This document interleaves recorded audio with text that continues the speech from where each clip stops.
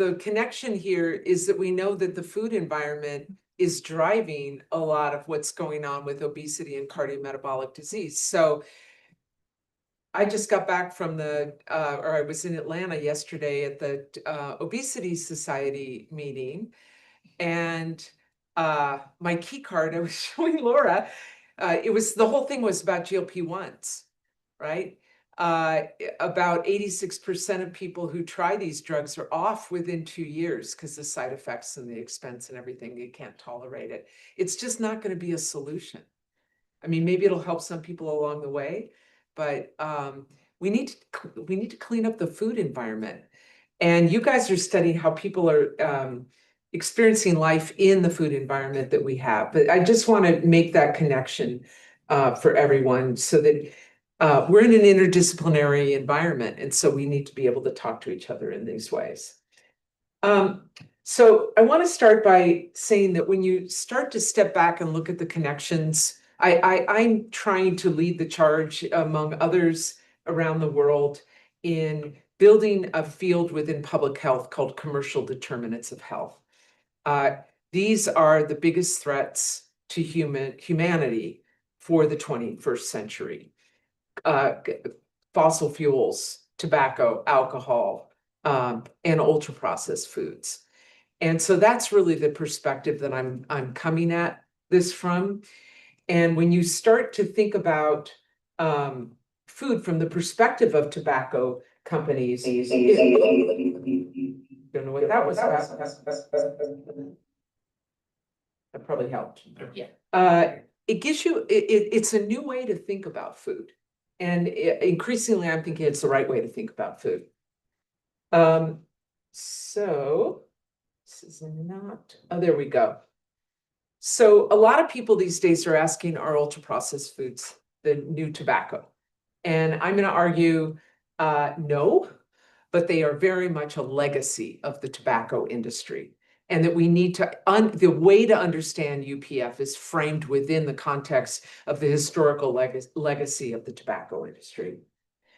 Are tobacco, alcohol, and ultra-processed foods distinct industries? In public health in particular, but also in psychology, we think about, okay, well, we're going to study alcohol addiction, or I'm over here studying food addiction, tobacco addiction.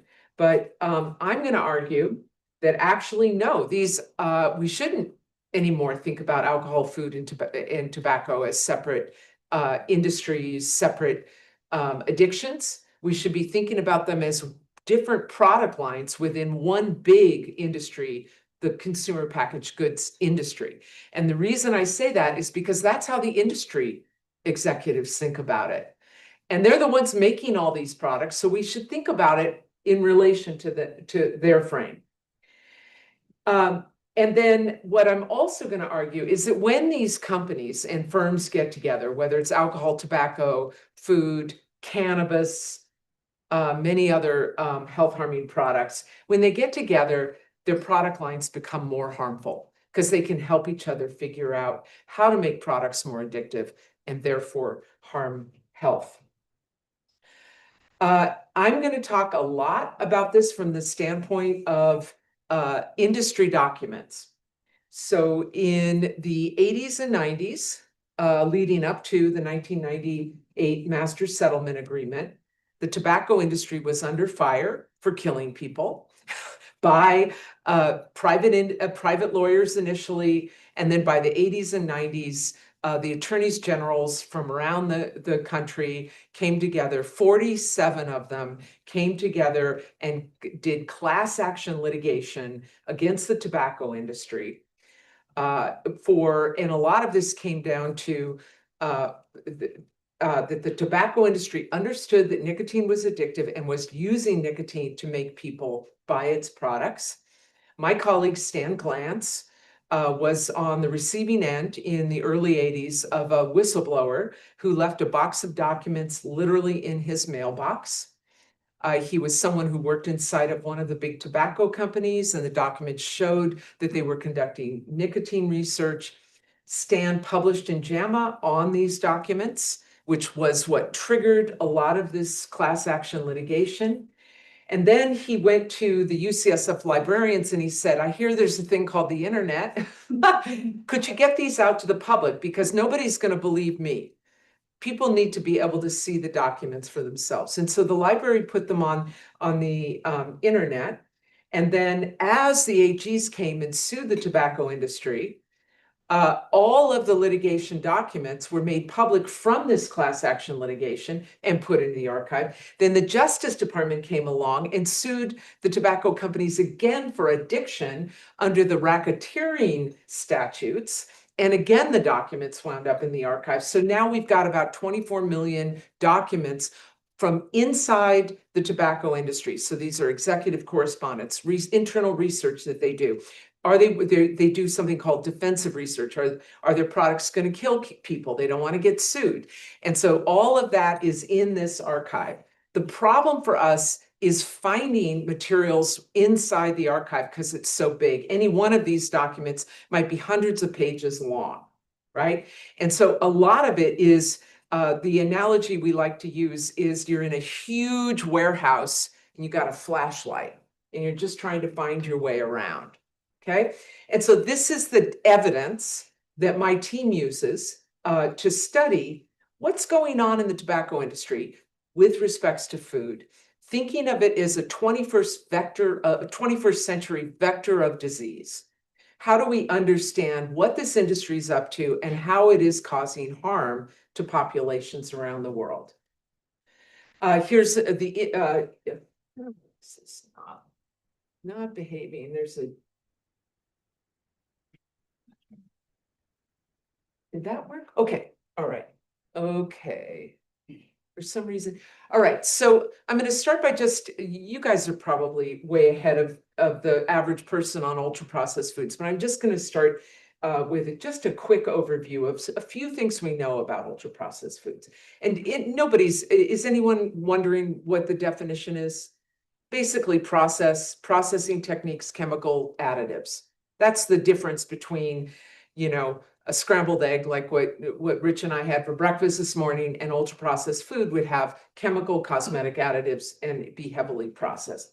So this is Kevin Hall's 2019 clinical trial. He locked a bunch of people up in a hospital, gave some a minimally processed diet, gave others an ultra processed diet, let people eat as much as they want. The people on the ultra processed diet, everything else was the same. The people on the ultra processed diet ate 500 calories per day more. They chewed faster. They gained weight in the very short 1 month that they were in this clinical trial. So he demonstrated that all things equal, if you're on ultra processed foods, you're going to eat more and you're going to gain weight. Not anything to do with individual willpower. These people didn't even know the difference they didn't even know what the trial was really about. And so now the question is why? What's going on? And our beloved Tara Fazzino is driving one school of thought, that hyperpalatability, heavy amounts of sugar, fat, and salt in these foods might be part of what attracts people. And that's essentially an addiction argument. There are others, right? Transit time to the gut, texture, people can chew it faster, a lot of different theories. Another thing we know is that Americans eat a heck of a lot of this stuff. UPF consumption is highly correlated with rates of obesity around the world and rates of cardiometabolic disease. And the US is consuming more of this stuff. We're the home to these companies, so it makes sense that we would be consuming more than anybody else. We also know that the introduction of UPFs into the food supply in America tracks in time very closely with, there's something going on. Okay. Tracks very. These might be a little lagged. Oh, is that what's going on? I think so. All right, let me get you back. There. All right. This is when we start to get UPFs at scale, sort of mid-80s, early 90s. And this track, I mean, this is not willpower. This is this doesn't happen at the population level just in any old way. Something's happening in the environment to drive up obesity rates in America. It's a shocking change, and it corresponds directly to the introduction of ultra-processed foods at scale in America. Now, what I'm going to talk about today is that when this happened, most of the largest corporations in America that sell ultra-processed foods were owned by tobacco companies. All right. Okay, you're right, it's a lag. All right, so now I'm going to share a little bit about the food industry's relationship to the tobacco industry. So R.J. Reynolds and Philip Morris, largest tobacco companies in America. Starting in 1963, they buy their first food company. RJR is on the top, Philip Morris is on the bottom. Hawaiian Punch or Hawaiian Pacific was the first company that was acquired that we know of, a US company, tobacco company that acquired a food company. Now you can see they're starting to scale up. Philip Morris buys Miller Beer. We've got 7-Up in 1978. Del Monte, this is a big alcohol conglomerate, which included, by the way, Kentucky Fried Chicken, which is owned by R.J. Reynolds for a period of time. Nabisco, Kraft General Foods. When Philip Morris buys it, they merge these two to create the second largest food company in the world. Okay, so this is not like a minor dabbling in the food industry, right? This is tobacco companies owning the largest food companies in America. And this happens up until 2008 when the companies spin off the food companies. And I'll show you what happens then. Okay, a lot of people ask, why the heck would a tobacco company buy a food company? For the reasons that they always, everything that they do is driven by profit and growth. The tobacco companies were competing with one another. They wanted to get bigger to fight each other. And so how did they do it? They diversified into food and alcohol. In particular, RJR was interested in owning patents.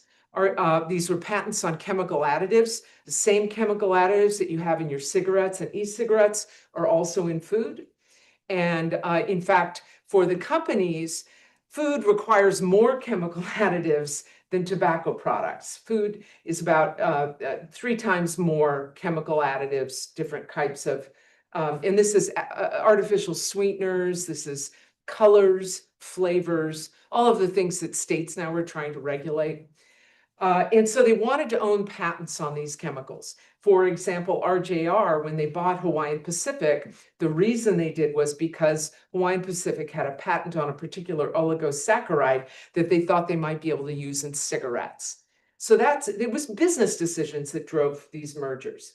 And then the other, which I'm going to talk about a lot today, was to reap what they called synergies.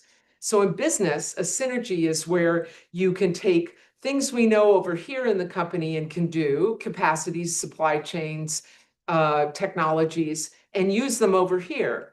And we get efficiencies that drive up profits and create economic efficiencies when we can use multiple different elements and assets in different product lines. So essentially what the companies were thinking was, okay, RJR has this huge library of flavor additives that they have patents on. They're putting them into cigarettes like menthol to flavor cigarettes. And they think, okay, well, what else can we do with those chemicals? Well, let's see if we can go put them in food. Well, maybe we can put them in alcohol. And that's a synergy. And it's a really smart business decision because you can make a lot of money and you can increase efficiencies within the firm if you reap synergies. So after 2008, I know this is really complex, but I just want you to understand that when RJR and Philip Morris spun off their food subsidiaries, they went everywhere, right? And so all of these areas, so for example, KFC, Kentucky, the Colonel, they messed with the recipe, by the way. The 11 herbs and spices changed a little bit when RJR owned that brand, but they sold that brand to PepsiCo. And then PepsiCo sold it, and eventually it became part of Kroger. Okay, ConAgra, Danone, these Mondelez, Swiss food companies. So whatever technology and R&D these companies had and shared with their food subsidiaries, when they spun them off, all of that R&D went everywhere in the world, all over the food industry, okay? Now, Tara has shown in this amazing paper, she looked at the US food supply and showed that the tobacco-owned food brands, while they were owned by tobacco companies, were more hyperpalatable, had more sugar, fat, and salt in unnatural amounts. And she also showed that by 2018, the current kind of data point, the rest of the food industry had learned how to make everything hyperpalatable. So the whole food industry was making everything hyperpalatable. This picture here kind of helps you understand why.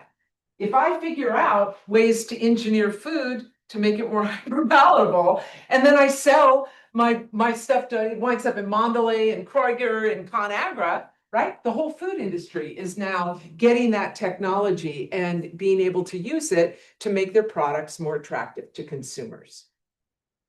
All right, so I'm going to now talk about our current research in the archive. Most of this isn't published yet. A lot of it's in review, and talk to you about this in this and make the argument that instead of thinking about ultra-processed food as just over here in the food industry, we should really be thinking about it as one of many consumer packaged goods that use a pretty common set of R&D development techniques, whether it's tobacco, alcohol, or ultra-processed foods, and are subject to very similar R&D processes, formulation processes. And I'm going to show you that my argument is justified because that's the way the people in the companies have thought about it. All right, so I'm going to start with, this is in 1989, the CEO of Philip Morris. This is right after his company bought Kraft and bought General Foods and merged them. And he says, we are the largest publicly held cigarette company. We are the second largest food company and the second largest beer company in the world. In aggregate, we're the largest consumer packaged goods company, marketing our products to millions of people every day. All of our major businesses share common characteristics. They market low-priced packaged consumer goods with huge retail markets. That is the definition of CPG. Huge retail markets, low-priced packaged goods. Most of our products are sold around the world. We're globalizing using common marketing approaches and similar retail outlets. Most are agriculturally based. So here it is in the words of the owner of the largest CPG company, largest tobacco company in the world. We're not in the tobacco business. We're in the CPG business. Here's a picture of the structure. Again, these come straight out of the document. So this is an image copied from the original documents from inside Philip Morris. And so here's a picture of the structure of the company. You've got Philip Morris here. This is the US-based tobacco part of the company. This is the globalizing international part of Philip Morris. This is tobacco. Here's Kraft with various subsidiaries. There's Miller, and there's the corporate management structure. So right here in the middle of this big firm is the second largest food company in the world. Now I'm just going to carry you through a couple of examples of how, when the tobacco companies bought up these food brands, what they did. That's what I'm interested in here. And I'm going to give you an example. Hawaiian Punch, as I mentioned, is the first brand that we could find that was bought by a tobacco company in 1963. So what did RJR do when it bought Hawaiian Punch? First, before Hawaiian Punch was owned by RJR, it was a cocktail mixer. It was think of the 50s housewife, the hubby comes home, you put a little Hawaiian Punch together with some vodka, and that's right. It was sold in a big canister. You put it in the fridge, okay? Here she is, right over there, making the Hawaiian Punch. Cocktails, right? Okay, this is within 2 years of RJR acquiring the brand. It becomes what we know today, a child-focused sugar sweetened beverage with a cartoon character, Punchy. I don't know if you guys are familiar with Punchy. And with toy giveaways, integrated marketing campaigns, all child focused. RJR was the first to come up with the aseptic juice pack. And the idea was it's the perfect size to fit in a child's hand. They had done a lot of intensive consumer research to understand children are driven by play and autonomy when they engage with products. And so having the straw so the child can put it in themselves and carry it around. Of course, it also encourages snacking, right? So it's like the perfect thing for a tobacco company to do. Of course, right while it owned this brand, maybe within 10 years, they start getting sued for child-focused marketing of cigarettes. All right, here's a document from inside RJR the year before. So this is a really interesting document. This is the year before they acquired Hawaiian Punch, 1962. And it's coming from the head of the R&D department within R.J. Reynolds. And the memo is to the C-suite, to the executives. And they're saying, hey, we'd really like some more chemicals. We'd like these patented chemicals. It was all about this oligosaccharide that they wanted because they were putting sweeteners in cigarettes. And the R&D head says to the C-suite, it's easy to characterize R.J. Reynolds merely as a tobacco company. In a broader sense, in a much less restricting sense, however, RJR is in the flavor business. Many flavorants for tobacco would be useful in food, beverages, and other products with large financial returns. So here, within a year, the C-suite had acted on this advice and it acquired Hawaiian Punch. This is interesting. So in the context of the master settlement agreement, one of the settlements was that RJR could no longer use Joe Camel because it was clearly targeting children and trying to get them. Brands, CPG firms really want kids because if they can get you hooked on their product, red can, blue can, right? That consumer loyalty, they don't have to fight for you later on. Right? They don't have to add, they can raise their prices on you and you'll still keep coming back. And so child-focused marketing is where it's at because it's extremely efficient from an economic standpoint. They don't want to have to compete with, Coke and Pepsi don't want to have to compete with you, for you. They want you from a young age. So the same ad firm created Punchy. And I think it's quite ironic, just as these companies are being sued on one product line, they're just making it on a different product line, right? Here's a similar kind of document. This comes out of the Philip Morris collection. And this is around the merger in 1978 when they bought 7-Up, their first sugar-sweetened beverage brand. And again, the rationale, why would we buy a sugar-sweetened beverage brand? Essentially, soft drinks, like cigarettes and beer, are reasonably priced, relatively low-cost consumer items that give pleasure to users who repeat their purchases when the quality of the product satisfies their expectations. So again, it's not about food versus alcohol versus tobacco. It's about how do we make consumer packaged goods in the same company. I'm not going to talk about our marketing research. This is out there in the published literature. But I do think it's important as context to understand how cigarettes get made and sold. And one of the ideas is essentially you have with a brand, a familiar brand, like this Philip Morris, Marlboro cigarettes. And then what you do is you play around with that brand. This is all these companies are doing from a product formulation standpoint, really. They're not coming up with new brands as much as they're creating what they call line extensions within a particular brand. So, and this is why the colors and flavors are so important to them, because the line extensions are essentially color flavor variations on that original brand. Sometimes the reformulation has to do with better for you, which I can talk about a little bit later. But the basic strategy is they're constantly reformulating, right? So like this whole idea, it takes them a year and a half to create a new formulation, so we can't make it with less sugar, fat, and salt, and all of that. This is what they do. They make line extensions. They have one brand, they put a lot of money into marketing it, getting it in your head, making you want it, making you loyal to it, and then they create line extensions. And every time you get kind of bored with the brand, whatever, a new line extension. Oh, there's a new color that I can buy. That e-cigarette now comes in candy flavor as in addition to menthol, right? So this is the idea. So it's one brand and multiple line extensions. The other thing is this helps them with their minority target marketing, so they can develop brands that are lower priced. Next, for example, was a low nicotine cigarette. I'll have a little information about that later.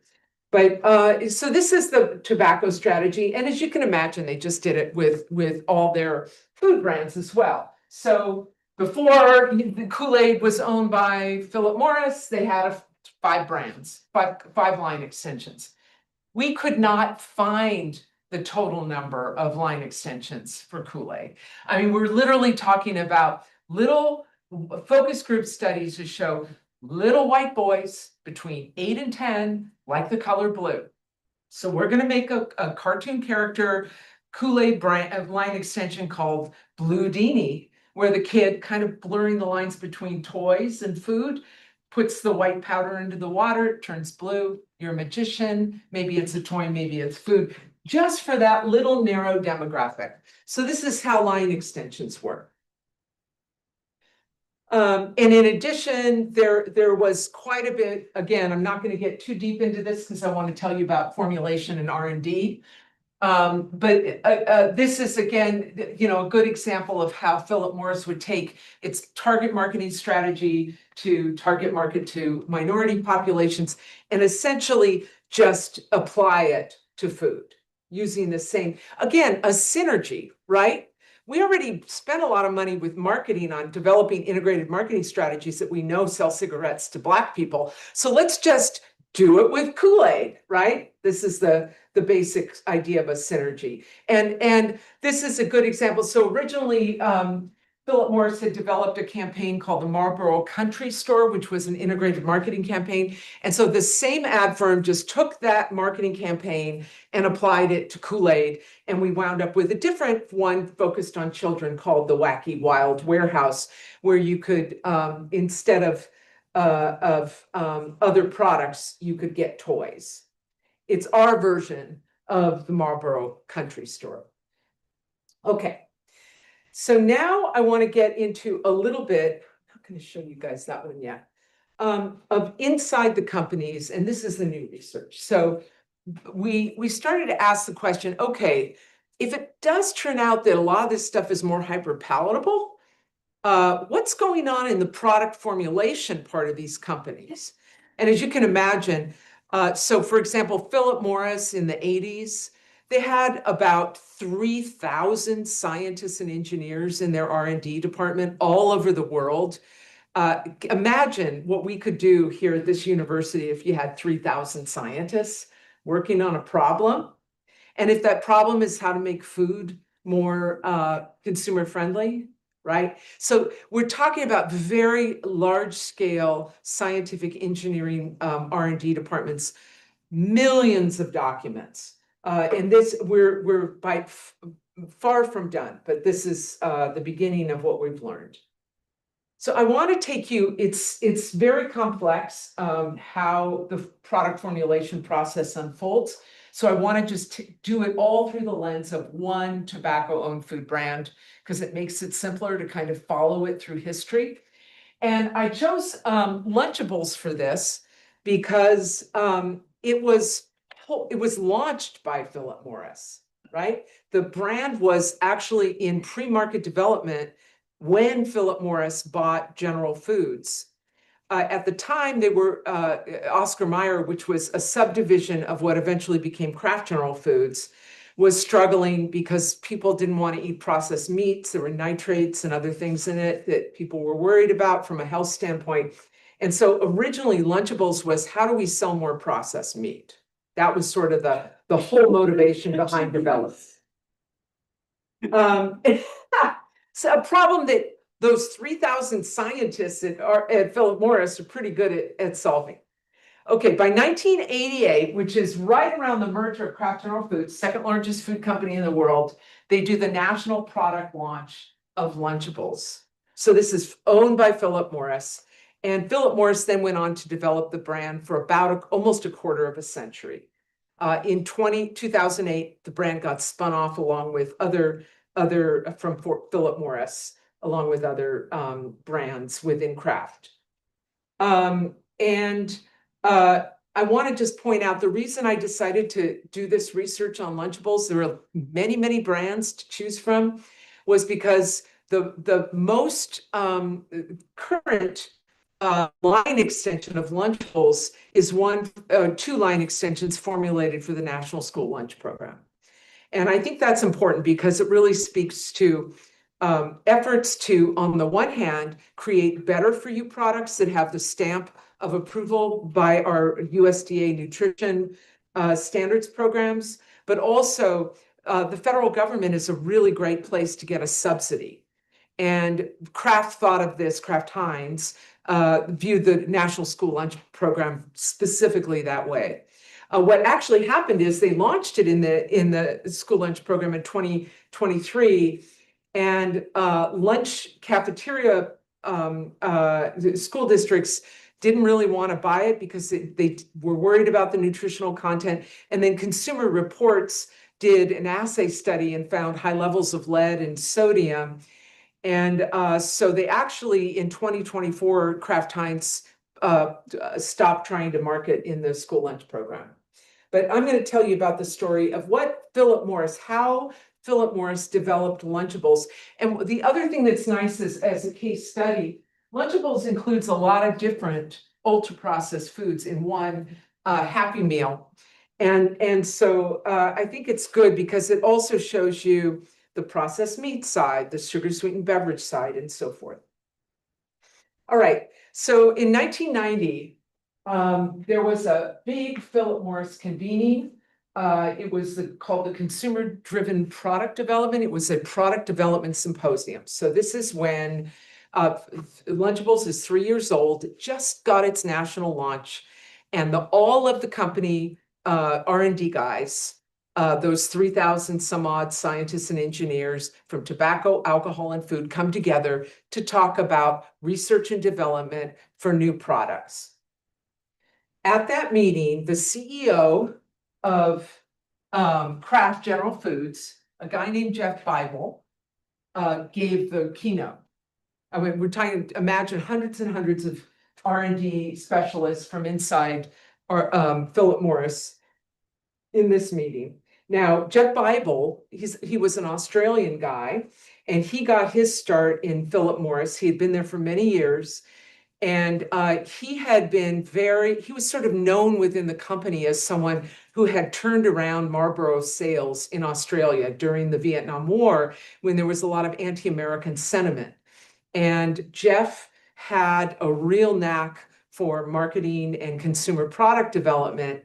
And so he was sort of a legend. And so when they reorganized and they bought Kraft and General Foods and merged them, they put him in charge of Kraft General Foods. So he was a tobacco executive who was put in charge of the food company. And he says in this meeting, what is consumer-driven product development? And this is what's interesting, I think, for psychologists.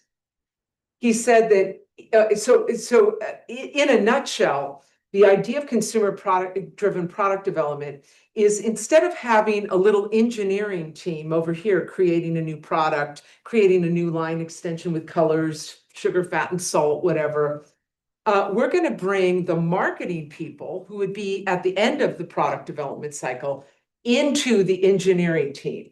We're going to have a, quote, cross-functional team that includes consumer marketing researchers, as well as marketing executives, as well as product engineers, people who know about colors, flavors, raw ingredients. And together, they're going to engineer the product. So the idea is it allows it every step, from the prototype of the product to the initial market testing, to the development of new modifications to it, to the little boys like bright blue or a softer blue color. They're going to use careful consumer market research to drive those decisions. And I think this is really important for psychologists, right? Because you guys can understand what they were doing. As Jeff said in his at the beginning of this 1990 meeting, he said, our mission is to plume the sometimes murky recesses of the consumer's attitudes, behavior, and hierarchy of needs, and excavating any needs that remain unarticulated, locked away in a corner somewhere. This is psychology. That supreme thought should guide our behavior throughout the new product development process. So this is product development for cigarettes, alcohol, beer, and food. And we don't create demand, but we excavate it. We prospect for it. We dig until we find it. So the whole point he was emphasizing to the product development team is now we're going to use this consumer-driven product development. So at every point in the way of product engineering, we want you to think about, what does the consumer really want? Not what they say they want. What do they really want? What are their unconscious desires? So in a nutshell, what happened during, and part of this symposium actually was a presentation by the Lunchables team, where they actually showed how they developed the new product. And in a nutshell, what they did, they had consumer testing with children, and they had consumer testing with mothers. The demographic was sort of 25 to 40-year-old mothers who are really busy and moving into the workplace. The test children in the focus groups and various other kinds of product development research, they very quickly found out that the kids want control of their lunch. They want permission to play with their food.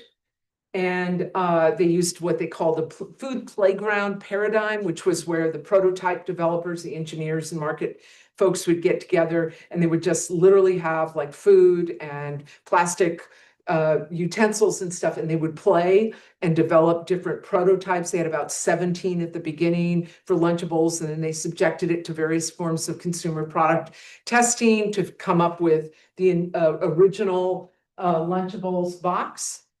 At the end of the day, when it really came to what, as Jeff Bible said, the murky recesses of the consumer's mind, what they thought the children wanted was to play. And so Lunchables was intentionally designed as a toy, a block tower, right? You put a meat on top of a cracker, on top of some cheese. The child plays with their lunch while they're eating, okay? At the same time, they pulled women into these test sites. And initially, of course, they realized women need convenience. They thought that the prototypes were kind of cute, but they had health concerns. So what they did around that was they designed Lunchables so that, by the way, when they do R&D for these products, it's not just what's in the package, it's also the packaging itself. And they have many, many synergies around product development and packaging. So aseptic packaging, atmospheric packaging, where they introduce gases to make things have a longer shelf life and so forth. So part of what they did to in response to the consumer testing with the moms was they said, let's make the box look like a gift. So that when the mom is busy in the morning and feeling guilty about giving her child something that might not be as healthy as a homemade lunch, she can give it to the child will smile because they're getting a gift, and then that will alleviate her guilt and make her a little more likely to buy our product. So this is just an example of how that consumer-driven product development strategy shapes the product itself. In some ways, sometimes I think, it's a sort of postmodern idea, but in a way, the marketing is the product, right? The product is so deeply informed by consumer research. Another big theme in the product development for Lunchables has to do with better for you product lines. So I looked at quite a bit at the time that Lunchables were being developed by Philip Morris. There was a big scare around cholesterol, calories, obesity, right? Where in that upswing on the curve on the obesity, and especially childhood obesity was now happening in the early 90s. That was the big concern, right? And so they thought, oh my gosh, we got to adjust to all of this. And it turned out that Philip Morris was ideally situated to deal with health concerns by redesigning products to respond to people's concerns about cardiometabolic disease and obesity. In 1954, they had developed and launched a strategy with Marlboro's. They launched a filtered cigarette for men, and it was a massive success. And so the CEO of Philip Morris, Hamish Maxwell, felt that Philip Morris was ideally situated to deal with the obesity epidemic because they'd had so much success with better for you cigarettes in the 50s. This is actually an image from a document, a competitor review. British American Tobacco was doing research on Philip Morris to figure out what their market edge was. And this document confirms what the CEO of Philip Morris thought, that Philip Morris had an edge in the better for you market.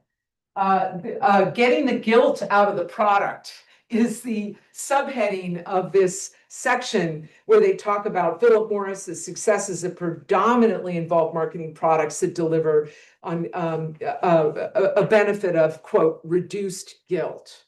So that gift that the mom gives, right? Right where that came from. So in the early 90s, the whole company got on the better for you. They realized that consumers across the CPG market were worried about health.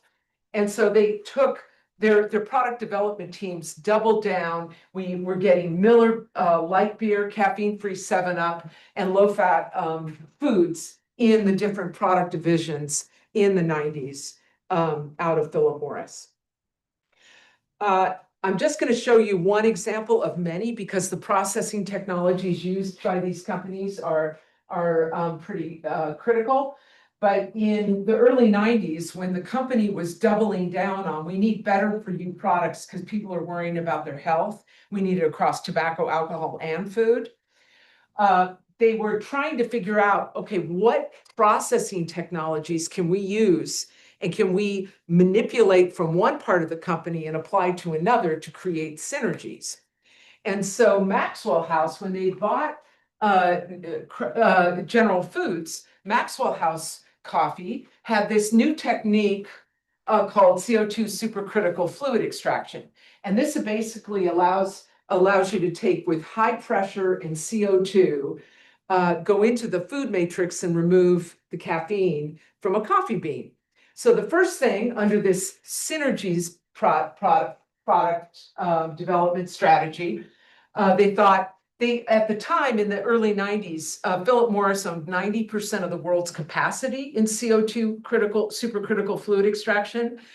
So the first thing they did was they used that technology. They got all the engineers from Kraft General Foods to work with the tobacco side to denicotinize cigarettes. And they came out with Next, which was a low nicotine cigarette to respond, ironically, to the litigation.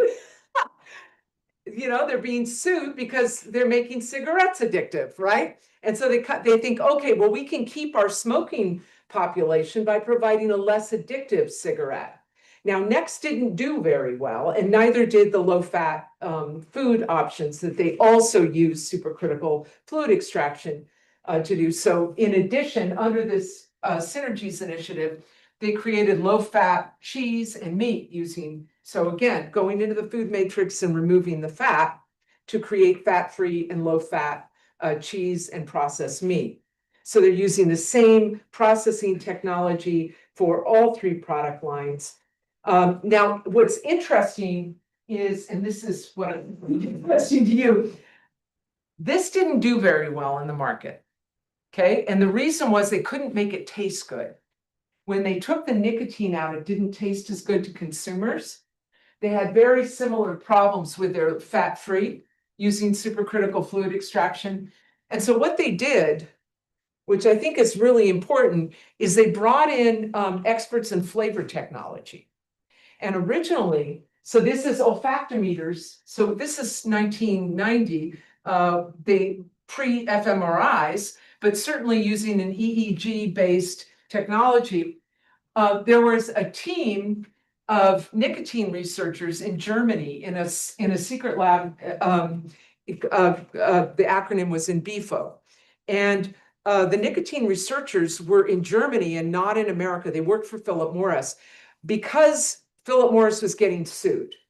And they didn't want to be on the hook for having onshore nicotine addiction researchers in their labs. So they thought that they could put this team, they were physiological psychologists, put this team offshore in Germany to do the nicotine research. And one of the things they were working on was combining flavor technology, colors, flavors, these sort of chemical additives in cigarettes to make products more desirable and induce greater pleasure. And so what they did when Kraft was facing, what happened with Kraft was, if any of you have eaten fat-free processed food, you know it doesn't taste very good. And they were really struggling, and all of the food industry was struggling to come up with a tasty version of fat-free or even low-fat.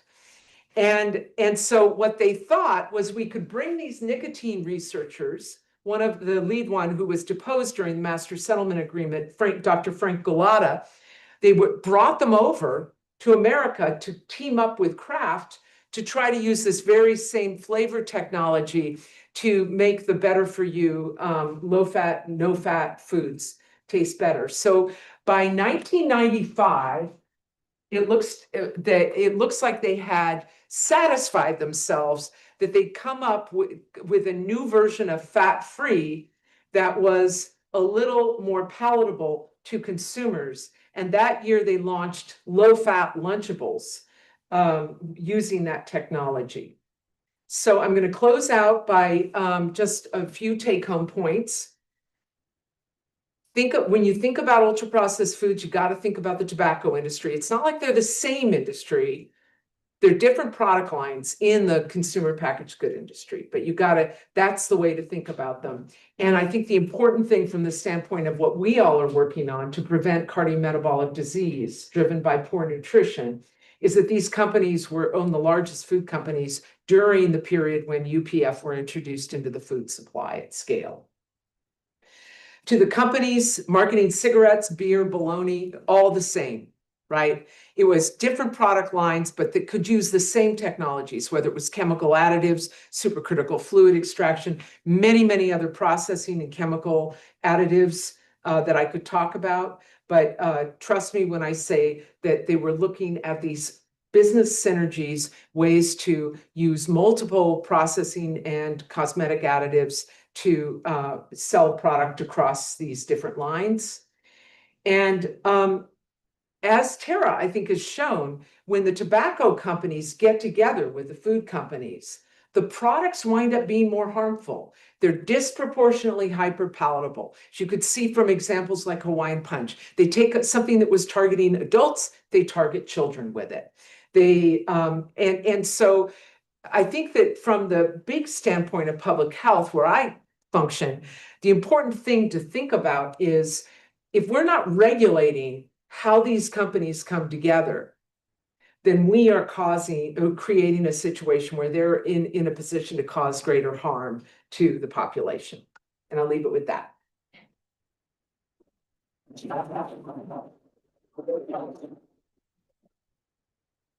Thank you so much. I think we have time. Yeah, we've got time for some questions. Good. And So one of the things I was thinking about is, on the academic side, research takes a long time. It takes a long time to get funding, long time to do the work, long time to publish, if it even gets out, to impact the field. But we're up against an industry that is massively funded and has the resources to do things rapidly. And is proliferating. And you look at, And their we were talking about business model is line extensions. we were talking about vaping products, like you can't even keep up with Exactly. So I'm concerned about, from like a regulation standpoint. I understand there needs to be policy, It's like, and policy takes forever too. So like, And It can happen. however, why does policy take forever? Because the goal of the companies is not to make policy never happen, it's to delay. Right? And so if we, any good scientist, you say, is there any doubt that the fMRIs show food addiction is a real phenomenon? Well, yeah, I mean, I've got a p-value that's based on probability, so of course there's doubt, right? And so it just allows them to prolong the period of time when they can both make money and delay action. Yeah. But absolutely. So I wish I should put it in every talk I give, but I there's a wonderful slide that I like to show of the cigarettes, the smoking curve, and it shows boom, it goes up and then it goes down, and then you watch the lung cancer curve, and it's 10 years later, and it goes up and it goes down. What made it go down? The consumption curve, and therefore the lung cancer curve? Policy. The companies got sued by the attorneys general, which that's probably the best thing we can do, even better than taxation, warning labels, and all those other things, which are also absolutely necessary. But when the companies get sued, the biggest concern, frankly, is that it will ruin their brands. And then we'll put all the documents, like we're putting the opioid documents in the archive right now, it will ruin their image. And then nobody wants to buy their stuff, which is exactly what happened with cigarettes. It's happened with opioids and so forth. So the model is out there. And I think the big linchpin in that model is public litigation on behalf of consumers to extract remedies for the harms caused by the products. Whether it's Medicaid spending, getting fresh food into food deserts, whatever is needed is determined by the attorneys general to balance out and punish the companies for doing what they've done and compensate the public for what's happened. And the key to all of that is being able to demonstrate that they knew exactly what they were doing and did it anyway. And it's a model. I mean, we've done it with Juul, with e-cigs, we've done it with Facebook and Meta.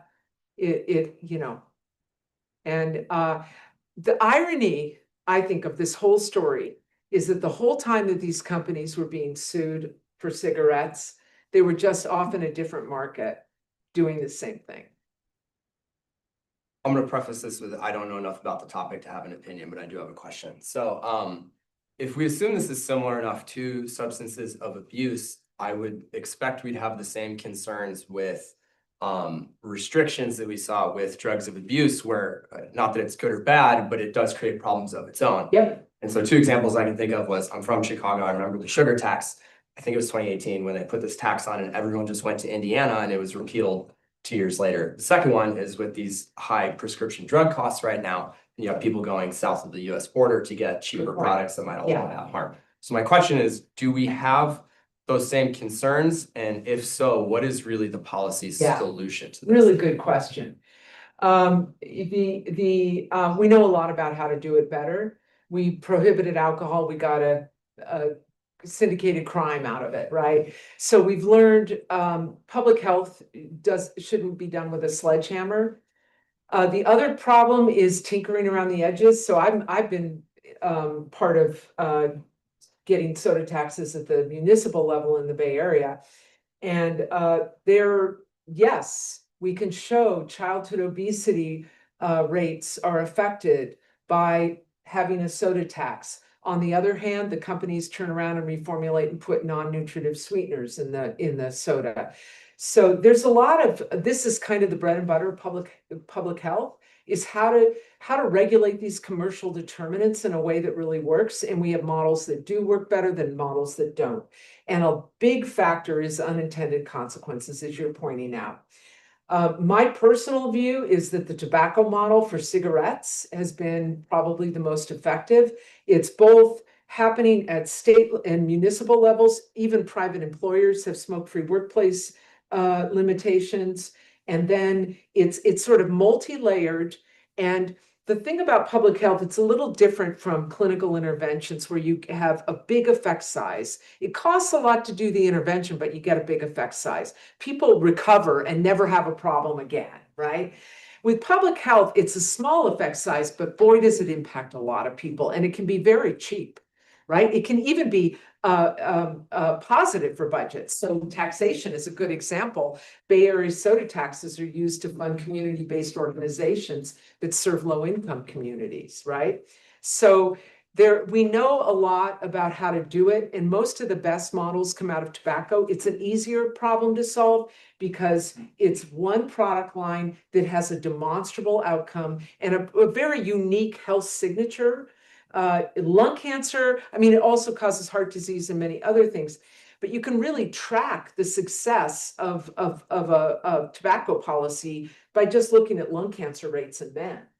And so food is more complicated than that. Alcohol is more complicated, but taxation, warning labels, restrictions on child-focused marketing, plain package labeling, all of those things work. We even have global international treaties under the World Health Organization that protect smaller countries that are allowed to put these market protections in place to protect the health of their people.